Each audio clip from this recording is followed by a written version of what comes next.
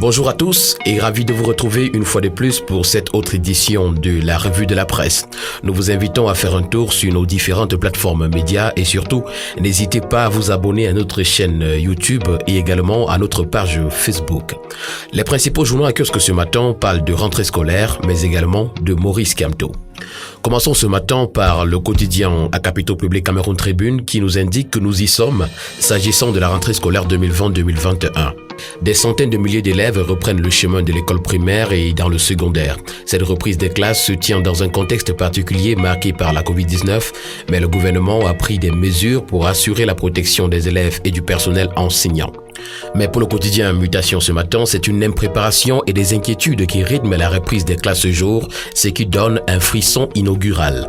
C'est une rentrée scolaire sur fond de cacophonie que nous indique ce matin le quotidien Émergence, qui stipule pour sa part que le système à mi-temps est un système à problème.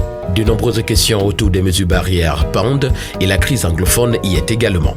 Et Singan, qui paraît également, nous fait savoir que les mesures prises par le gouvernement camerounais sont des mesures impossibles.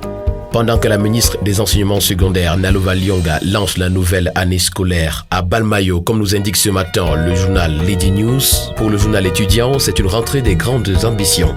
L'enseignement à distance sera accentué pour compenser les heures de cours non tenues en présentiel.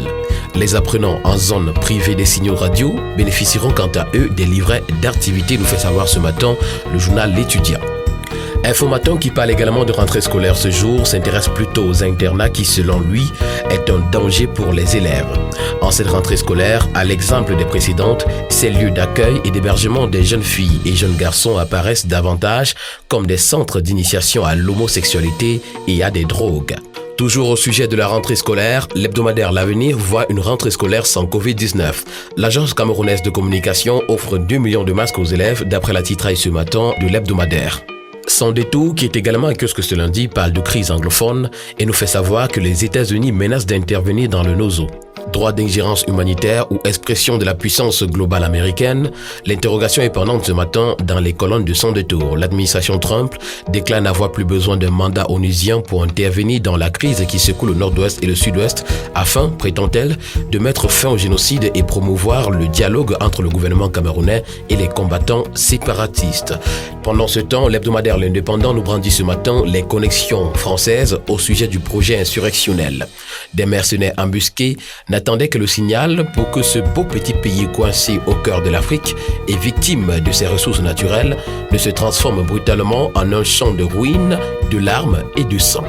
L'opération de sauvetage masqué des forces de défense et de sécurité est à retrouver ce matin des pages 4 à 100 de l'hebdomadaire L'Indépendant. Week Info, qui paraît également en ce début de semaine, parle d'alternance et se pose une question. Maurice Kamto, est-ce la fin? Assigné à sa résidence à Yaoundé, l'avenir du président du MRC est incertain. L'arrestation de certains de ses plus proches collaborateurs, dont Bibou Nissak, Alain Fogué, l'exclut davantage. Ses partisans ne cachent plus leur déception quant à la faible adhésion populaire des appels initiés par l'homme politique. D'après le docteur Simon-Pierre Mfomo, à quoi est vouée la dérive subversive de Maurice Kamto? L'universitaire, dans une contribution d'Intello, s'interroge et esquisse lui-même des réponses. Il soutient entre autres que le leader du MRC est un avorton politique, mort de son extrémisme tribaliste et terroriste. Cette information est à retrouver ce matin dans les colonnes du bi-hebdomadaire La Météo. Un an après son départ, Ben Hamouna accepte de se confier à la rédaction de La Voix du Centre. L'ancien bâtonnier a tiré sa révérence en laissant une scène politique agitée. La crise anglophone n'est toujours pas résolue, la transition politique est incertaine et l'opposition n'incarne plus une alternative. Il craint donc un bain de sang. Cette information complète se retrouve dans La Voix du Centre, édition de ce matin. Au sujet du rejet des investitures de Bapoli Pot aux élections régionales par ILECAM, le quotidien La République Presse nous fait savoir ce matin que c'est le glas du bluff. D'après les informations qui nous sont livrées ce matin par le quotidien La République Presse, les listes illégitimement et illégalement déposées par Robert Bapoli Pot dans certaines circonscriptions pour le compte du parti UPC dans la Sanaga-Maritime ont purement et simplement été rejetées par ILECAM au profit de celles légalement et légitimement constituées par Pierre Balaguel-Cotte, secrétaire général ayant qualité et seule habilité pour investir les candidats. Au sujet des élections des conseils régionaux du 6 décembre prochain, Prospective Nouvelle pour sa part et dans son édition spéciale de ce matin nous présente la liste des candidats. Également, Défi Actuel présente les grandes affiches des régionales 2020. L'Œil du Sahel, pour sa part, nous présente, au sujet des élections, les prétendants au Conseil régional du Nord. Le tri-hebdomadaire Le Soir, pour sa part, s'intéresse à la sentence du tribunal arbitral du sport. Fecafoot, mauvais perdant. Le tri-hebdomadaire nous fait également savoir que dans le Dia et Lobo 4, c'est la désillusion dans les rangs du RDPC. Depuis les législatives et les municipales dernières, une mafia est observée au niveau de Saint-Mélima, chef-lieu de ce département, contre certains acteurs politiques. Nassa Boadi accuse ce matin au sujet des activités portuaires dans les colonnes du quotidien Le Messager. Le patron de Canabois s'indigne de la décision du DG du port autonome de Douala d'imposer aux sociétés d'origine libanaise une tarification non conforme des redevances locatives. Génération Libre, pour sa part ce matin, nous parle de l'habitat et le développement urbain, la touche de Ketia Cortez. Le bi-hebdomadaire nous fait savoir ce matin que l'hygiène et la salubrité de nos villes est de plus en plus perceptible. Le capital social de la SIC est en augmentation, les logements sociaux de plus en plus visibles. Autant de choses qui nous indiquent ce matin qu'une nouvelle impulsion a été donnée dans ce secteur, comme nous l'indique le journal Le Quotidien dans son édition spéciale, parution de ce 5 octobre 2020. Le Financier d'Afrique parle de la Journée mondiale de l'habitat et les solutions à la crise du logement au Cameroun.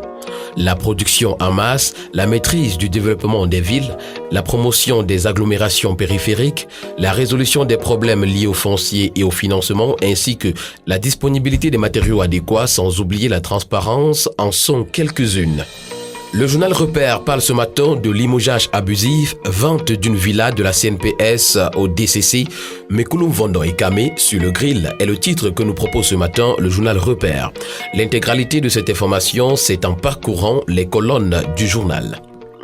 Le Zénith qui paraît également ce jour parle du centre hospitalier universitaire de Yaoundé, la lente agonie.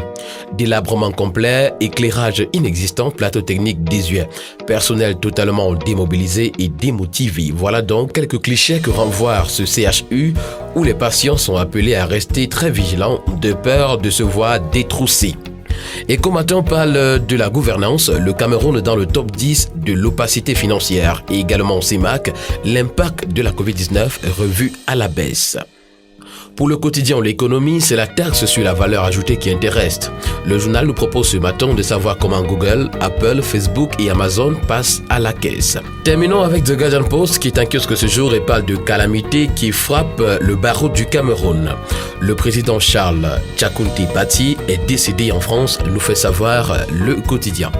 Mesdames et messieurs, c'est tout pour ce matin et nous vous invitons à vous rendre dans les différents kiosques pour vous offrir au prix de 400 francs seulement votre journal. Merci et bonne journée à tous.